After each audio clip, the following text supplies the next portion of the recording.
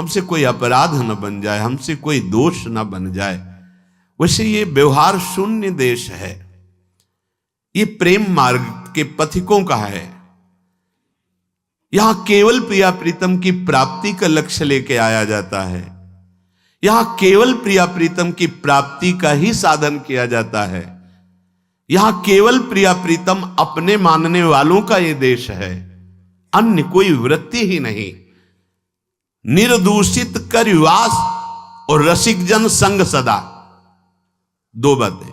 अगर वृंदावन का वास मिला है तो निर्दूषित वास करो, कोई आपसे अपराध न बने, कोई दोष न बने, और सदैव रसिक जनों के संग में रहो, उनकी आज्ञा में रहो। तो ये दृढ़ व्रत क्या करेगा? प्रिया प्रीतम का संग प्रदान कर देगा। यह है साधन। वृंदावन का आश्रय वास स्वीकार किया, रसिक जनों का संग, तो अभंग प्रेम रंग प्रदान करने वाले प्रिया प्रीतम का संग प्राप्त हो जाएगा।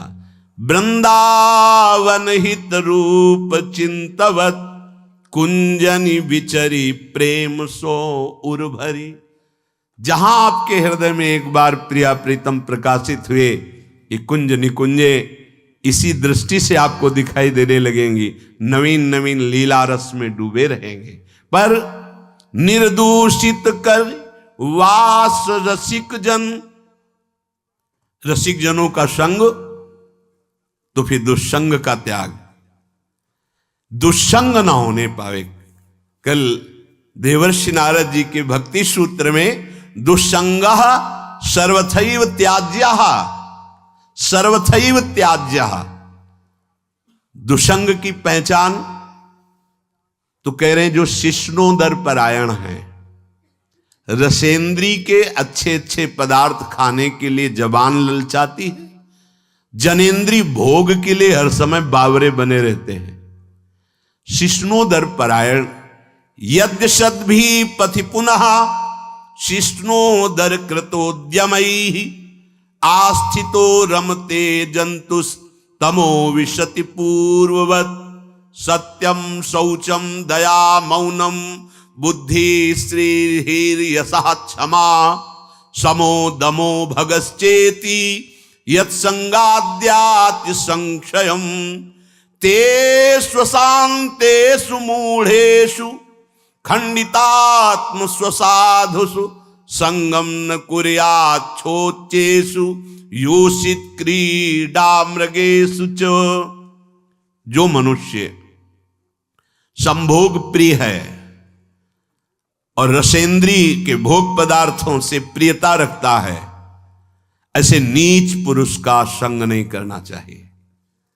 जो भगवान की भक्ति से रहित है, केवल शिष्ण और उदर परायण है, उनका संग नरकगामी बना देगा। भगवान मना कर रहे हैं। आस्थितो रमते जंतुस्तमो विशति पूर्ववतम। पूर्व में हम अनंत जन्मों में इन्हीं भोगों में फंसे रहे, आज हमें परमार्थ का मार्ग मिला है। यदि हमने कहीं ऐसे पुरुषों का संग कर लिया तो हमारा परमार्थ बिगड़ जाएगा। सत्यम शौचम दया मौनम बुद्धि श्रीर् यशः क्षमा समो दमो भगश्चेति यत्संगाद्याति संक्षयम।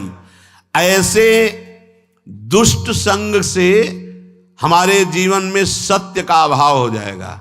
सत्य बोलना, सत्य मार्ग में चलना, सत्य चिंतन करना छूट जाएगा। पवित्रता नष्ट हो जाएगी, दया की जगह क्रूरता आ जाएगी, मननशीलता जो भगवत चरणारविंद की होनी चाहिए वो विषयों की होने लगेगी। हमारी बुद्धि, लज्जा, स्त्री, ईश्वर, ये सब भागवतिक सद्गुण नष्ट हो जाते हैं। अतएव दुष्ट संग न करे।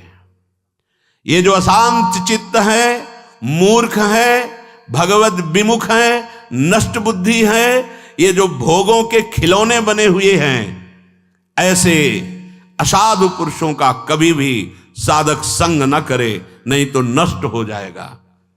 दुष्संग का त्याग प्रत्येक साधक को बड़ी सावधानी पूर्वक करना चाहिए।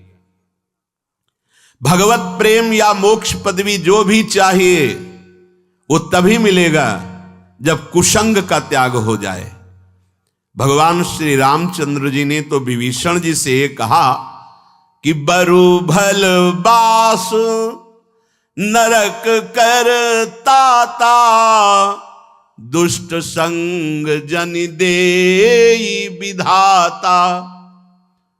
भगवान चाहे तो नरक का वास दे दे, अच्छा है, पर दुष्ट का संग ना मिले। नरक का वास क्यों अच्छा है? क्योंकि नरक भोगने से पाप नष्ट हो जाएंगे, हृदय पवित्र होगा, पर दुष्ट संग से हृदय में पाप बढ़ जाएंगे और अपवित्रता बढ़ जाएगी। दुष्ट संग बड़ा दुर्भाग्य उदय होता है तब मिलता है। जैसे बड़ा सौभाग्य उदय होता है, भगवत कृपा होती तब साधु संग मिलता है, ऐसे बड़ा दुर्भाग्य उदय होता है तब दुष्ट संग मिलता है। इंद्रियों का कोई भी विषय, अभी तक तो बाहरी दुष्संग की बात, अब कह रहे हैं अंदर दुष्संग की बात। व्यक्ति जनित दुष्संग और वृत्ति जनित दुष्संग। अब अंदर की बात, इंद्रियों का कोई भी विषय जो हमारे मन को प्रियालाल से अलग करके, सतमार्ग से अलग करके भोग लालसा पैदा कर दे, पाप लालसा पैदा कर दे, गंदे विचार बढ़ा दे, हमारे भगवत प्राप्ति से हमारे चित्त को चलायमान कर दे, वो दुष्संग है वृत्ति का। बड़ा सावधानी की जरूरत है। ये भगवत प्राप्ति का मार्ग चलना थोड़ा कठिन है, भगवत प्राप्ति नहीं कठिन है, क्योंकि हमारी वृत्तियां उसी में फंसी रही है। तो ऐसे सत्संग 10 वर्ष सुनो, और हमें लगता है कि अगर सही दुस्संग हो जाए तो 10 दिन में पूरा 10 वर्ष का चैप्टर बदल देगा। तो 10 वर्ष का सत्संग काम उतना नहीं किया, क्योंकि 10,000 जन्मों से हम दुस्संग में ही रहे हैं। तो जहां दुस्संग मिला तो मन राजी हो जाता है, यार बहुत जल चुके, 10 वर्ष हो गए। भगवत प्राप्ति के मार्ग से हमारे चित्त को चलायमान कर देने वाला दुस्संग हमारे पास भेजा जाएगा। बात समझना, माया ऐसे पार्षदों को भेजेगी। बहुत सावधान। अपने जीवन को केवल इसीलिए प्रारंभ हुआ था, प्रियालाल के लिए ही हमारा जीवन। हमें हर्षित नहीं होना किसी भी पद, व्यक्ति, वस्तु, स्थान में। अगर हर्षित हो गए तो मन फिर प्रियालाल में लगना बड़ा कठिन हो जाएगा। ये बालू का बांध है, एक बार फूटा तो दोबारा बनाना बड़ा मुश्किल है। सावधान।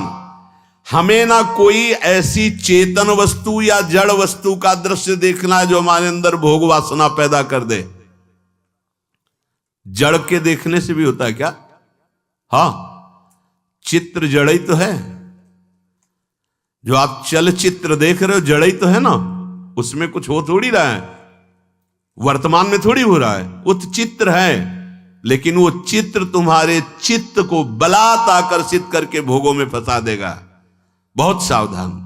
ना कोई चैतन्य वस्तु। संगम त्यजेत मिथुन वृत्ति नाम मोक्षो। मैथुन धर्म से युक्त किसी भी प्राणी पर दृष्टि जाए, तत्काल मानसिक प्रणाम करके हटा लीजिए। दोबारा दृष्टि गई तो पतित हो जाओगे, संकल्प विकल्प होने लगेगा। इसीलिए साधक अपनी दृष्टि पर शासन रखता है। ये उचक्का की तरह ऐसे ऐसे चलना साधकों का स्वभाव नहीं होता। बावरों की तरह ऐसे ऐसे देखना, गर्दन इधर, ग्रीवा झुकी हुई है, आगे का मार्ग देख रहे हैं, नाम निरंतर चल रहा है। किसी से बात कर रहे हैं अगर तो भगवत वार्ता कर रहे हैं, चेहरा देखना जरूरी नहीं, चाहे स्त्री हो चाहे पुरुष हो। जब आपको पता है कि हमारे पूज्य जन है तो हम उनका दर्शन करते, नहीं तो चरणों तक सीमित है। ऐसे बात की चल दिया, कोई भी रूप हमारे नेत्रों ने नहीं पकड़ा तो प्रियालाल के रूप में तन्मयता बढ़ेगी। बड़ी सावधानी से। एक नैमिषारण्य के संत भगवान थे, वो कभी नहीं देखते थे किसी की तरफ, बस ऐसे जैसे पूज्य श्री हरि बाबा, ऐसी ही दृष्टि रहती। अगर बात करते तो उड़िया बाबा की तरफ देखकर बात करते थे, अन्यथा ऐसे रहते थे। कुछ तो महापुरुषों का हम अनुकरण करें। ऐसे जिधर मन आया जो मन आया देख रहे हैं। जैसे आप समझते हो कि सामने से नहीं देखेंगे, पीछे से देख ले। बात तो अपनी चित्तवृत्ति की है। अगर हमारी चित्तवृत्ति दूषित हो रही तो सामने और पीछे से क्या है, झरोखे से क्या है? हमें अपनी चित्त वृत्ति दूषित होने से बचाना है। हम ना कोई ऐसी चर्चा सुने, ना कोई ऐसी चर्चा करें, ना ऐसे स्थान में जाएं, ना ऐसी पुस्तक पढ़े, ना ऐसा दृश्य देखे, ना ऐसा चित्र देखे, ना ऐसी वस्तु खाए, ना ऐसी कोई सूंघने की वस्तु ले जिससे हमारे अंदर प्रमाद स्थिति आ जाए और इंद्रियां विषयों की तरफ प्रबल हो जाएं। ये सब दुष्संग माना जाएगा। शास्त्र सिद्धांत का पालन, गुरुदेव की वचनों के अनुसार चलना, इन सब का फल है मुरारी पादार्पित चित्त वृत्ति। एक एक वृत्ति कृष्णाकार, प्रियाकार, भगवदाकार। इसीलिए डांट लगती है। आप अपनी वृत्तियों को समेटने के लिए आए हो, फैलाने के लिए नहीं। जितना वृत्तियों को समेट लोगे उतने धनवान हो जाओगे, बलवान हो जाओगे, महान हो जाओगे। जितना वृत्तियों को फैला दोगे उतने कमजोर हो जाओगे। कोई भी वस्तु, व्यक्ति जो प्रियालाल के चिंतन से हमें दूर करे, वो फैलाव ही है, माया ही है। गो गोचर जहां लगो मन जाई, सो सब माया जानो भाई। प्रार्थना है, बढ़िया अवसर है। एक एक वृत्ति को अब समेट लो, एकमात्र प्रियालाल में लगा दो। राधा राधा राधा। श्रीपाद सावधान कर रहे हैं। महानिरय नीरधिम हृदय निरूप्य नारी वपु बिलोक्य परमा पदाम पदमुपागमम संपदाम। आहा।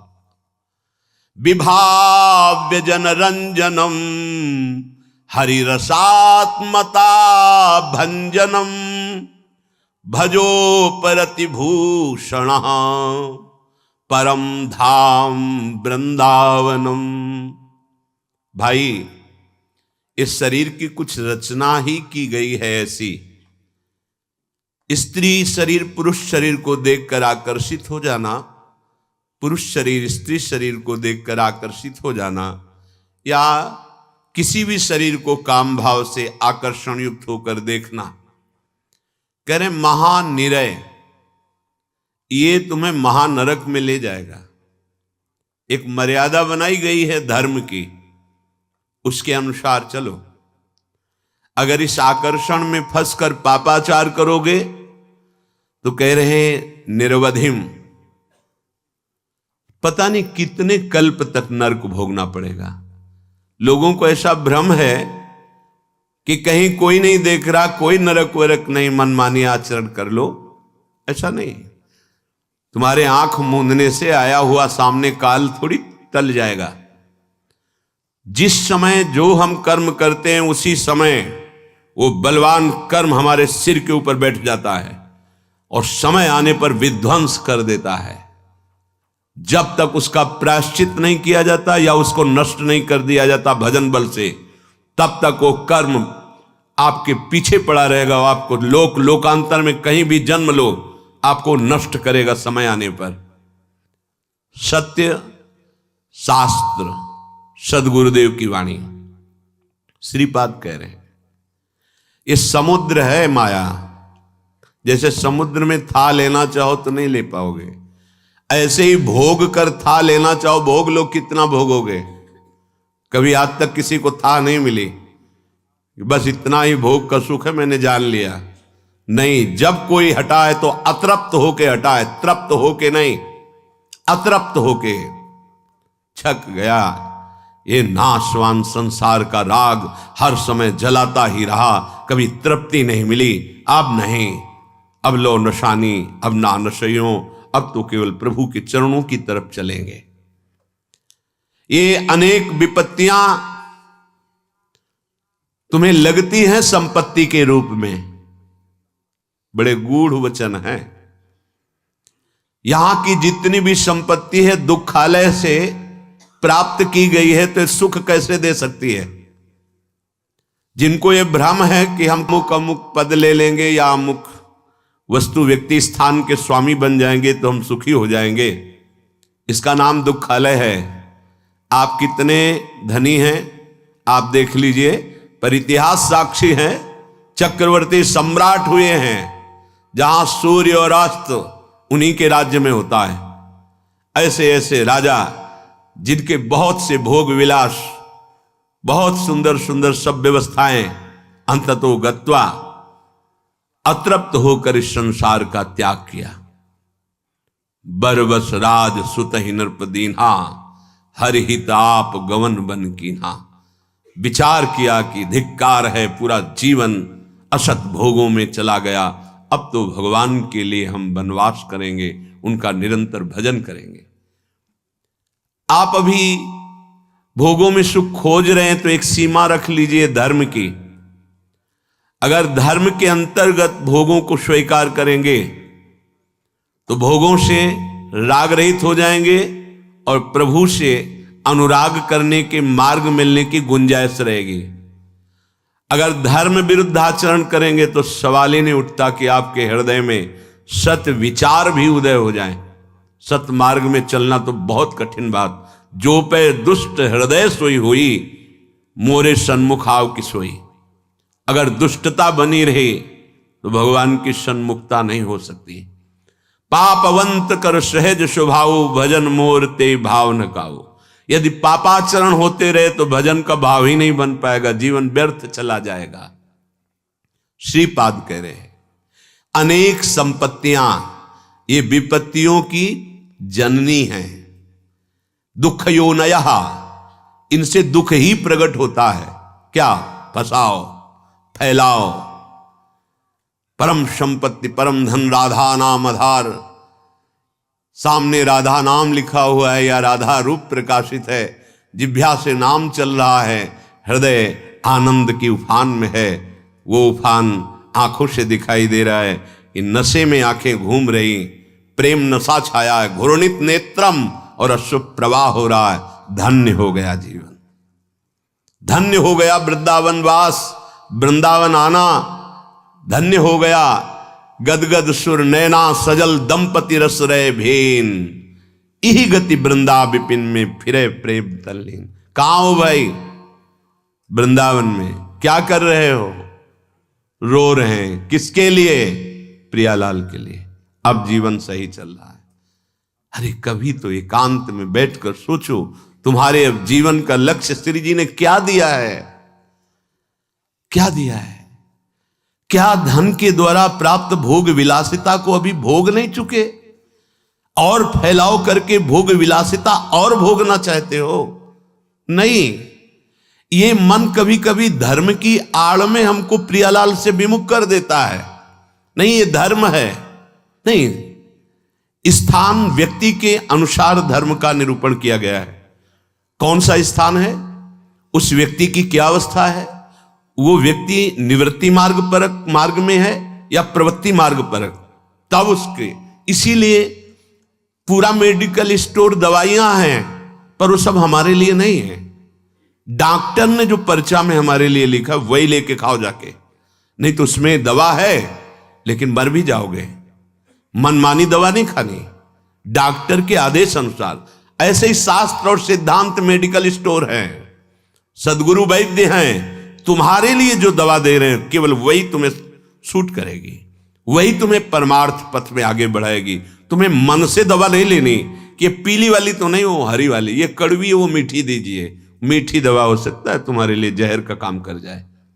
श्रीपाद कह रहे प्यारे, ये संपत्ति अनेक विपत्तियों की जननी है। दुख योनयः, इससे दुख ही प्रकट होगा। तुम जिसे प्राप्त करने के लिए चले हो तो ये अपने मन का रंजन और लोगों के मन का रंजन करना बंद कर दो। एकांत में बैठ करके मंत्राकार वृत्ति करने के लिए मन तुम्हारा सलाह नहीं देगा, वो सलाह देगा फैलाव करके उसमें राजी होना, क्योंकि बातचीत करने को मिलेगी, घूमने को मिलेगा। मन को एकाग्रता से नाम मंत्र में लगाना कांपता है। देख लो, आप सब बैठे हो, मन को एकाग्र करके नाम में या मंत्र में लगाना कांपता है मन। अभी उसको बाहरी कार्यों में लगाओ, राजी हो जाएगा, लेकिन उसको अंतर कार्य में लगाओ, अंतर्मुख करके नाम में मंत्र में, फिर सेवा करो।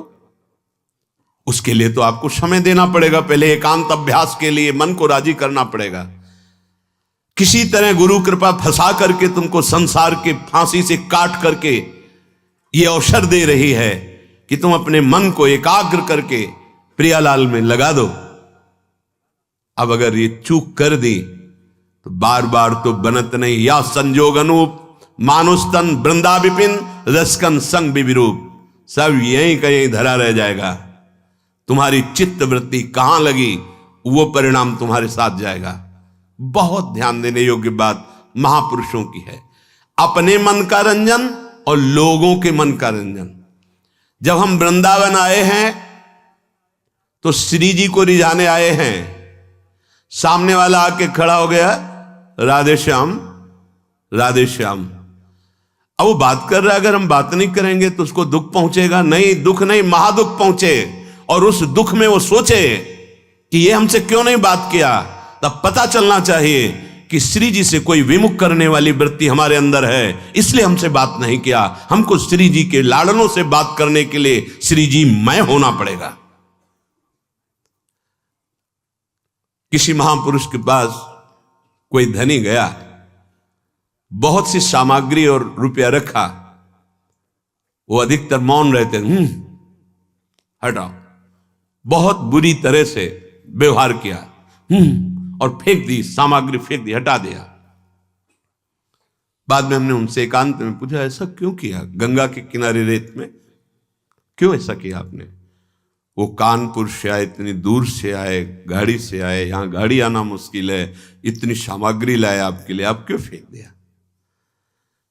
तो पहली बात तो उन्होंने कहा अगली बार औरों को लिवा के आएगा और ये सब लेकर। दूसरी बात, इसको यह अहम है कि मैं ये वस्तुएं, अब इसके अहम को चूर हुआ कि इन महात्माओं के लिए वस्तुओं से नहीं भाव से रिझाया जा सकता है। हटा इन वस्तुओं को।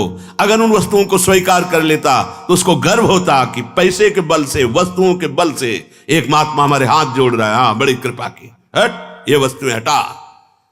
हम भिक्षा से जीते हैं, प्रभु की इच्छा से जीते हैं। अब वहां वो अगली बार अगर आएगा तो वस्तुओं का बल लेके नहीं आएगा, वो दैन्य होके आएगा कि शायद अगर कृपा कर दे, मैं रो दूं, वो कृपा कर दे, हमारी तरफ देख ले तो अहो भाग्य। वो महात्मा जिसके संग से अर्थ का महत्व खत्म हो जाए, भोगों का महत्व खत्म हो जाए, देहाभिमान गलित हो जाए, उसे संत संग कहते हैं। अगर आपने रुपया चढ़ाया, पैसा चढ़ाया और आपका सम्मान हुआ तो आपका रुपया में महत्व बढ़ेगा, ना कि साधुता में। उसके अंदर धन की महत्ता बढ़ाई जा रही है तो क्या होगा? उसका पतन होगा। साधु संग भगवत रंग रंगने के लिए है। कभी इस बात का हृदय में आदर नहीं होना चाहिए। वस्तु, पदार्थ, धन, संपत्ति, ये आदर का हमारे विषय नहीं है। आदर का विषय दैन्यता, भगवत नाम जप, एकांत सेवन, अधिक से अधिक आंतरिक तप में जीवन। आंतरिक शब्द है, आंतरिक तप में जीवन। काम, क्रोध, लोभ आदि इनको सह जाना आंतरिक तप है। क्रोध आ रहा है, शांत हो गए, काम आ रहा है, शांत हो गए, सह गए, ये आंतरिक तप है। ये लोगों का रंजन, अपने मन का रंजन, ये हरिरस से विलग कर देने वाला है। अगर हम बात नहीं करेंगे तो नाराज हो जाएगा। तो हम वृंदावन किसके लिए आए हैं? उसके लिए आए हैं या श्री जी के लिए आए हैं? गुरु जी के लिए आए हैं या उस व्यक्ति के लिए आए हैं? अगर हमसे ऐसी चेष्टा हो गई, गुरु थोड़ा भी अनमने हो गए, तुम्हारे पर रह क्या गया? गुरु कृपा बल से ही मोक्ष मूलम गुरु कृपा, या प्रेम गुरुदेव की कृपा। रे मन रस कन संग बिन रंजन उपजय प्रेम। लोगों का रंजन, मनोरंजन या अपना मनोरंजन, ये परमार्थ स्वरूप नहीं है। परमार्थ है मन भंजन। मन मार्या तन बस में कीन्हा, हुआ भरम सब दूर। बाहर से कछु दिखत नाही, अंदर चमके नूर। आपो त्याग जगत में बैठे, नहीं किसी से काम। उनमें तो कछु अंतर नाही, संत कहो जय राम। मन ही मारी तनहारी के वृंदावन में गाज। मारना पड़ेगा मन। हमारा मन एकांत में नहीं लगता है। लगाइए आप एकांत में। एक दिन ये समाज से मन एकांत में रहेगा। बीच हजारों के बीच में बैठा हुआ भी अपने आराध्य देव में रहेगा। इसको अभ्यास में लगाइए। अभ्यास योग युक्तेन चेतसा नान्य गामिना। ये डरना बंद करे उपासक कि अगर हम इससे बात नहीं करेंगे तो नाराज हो जाएगा। किसके लिए तुम आए हो वृंदावन? श्री जी के लिए या व्यापार करने के लिए? श्री जी के लिए या प्रपंच मनोरंजन करने के लिए? ये आपको फाइनल अपने अंदर से देखना होगा। आप किसके लिए आए हो? लोक रंजन करने के लिए आए हो या श्री जी को रिझाने के लिए? ये वनवास है, किसके लिए वनवास कर रहे हो? यहां प्रिया प्रीतम के सिवा, हित मित्र के सिवा और कोई हमारा नहीं है। हम उन मित्र को रिझाने आए हैं जो जुगल सरकार हैं। हाँ, उनकी प्रेम की बात करें, उनसे हमें मिलाने की बात करें, हमारा चित्त घसीट कर श्यामा श्याम में लगा दे, वो हमारा सच्चा मित्र। हम धर्म को भी स्वीकार नहीं करते। भागवत धर्म के भी ऊपर महान प्रेम धर्म में विराजमान है। त्यज लोक धर्मान वेद धर्मान भागवत धर्मान तब प्रेम धर्मान। कहां फंसे हो? त्यज लोक धर्मान तब महाभागवत धर्मान, भागवत धर्मान फिर प्रेम धर्मान। राधा वल्लभ लाल की बिमल ध्वजा फहरंत, भगवत धर्मो जीत के निज प्रेमा ठहरंत। निज प्रेमा ठहरंत नेम कछु पर सत नाही। कहां भूले हो?